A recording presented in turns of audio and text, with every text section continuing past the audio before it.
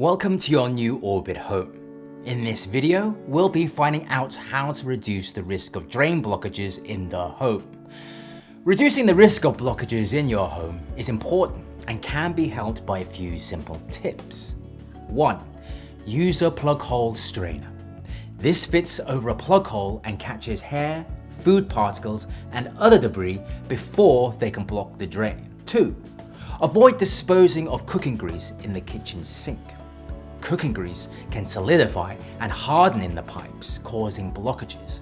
Instead, let the grease cool and solidify, then scrape it into the bin. 3.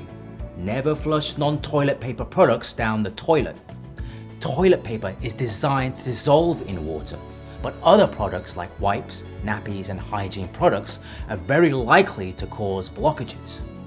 4. Use an unblocking product periodically in bathroom sinks and showers to clear the buildup of hair and soap. 5.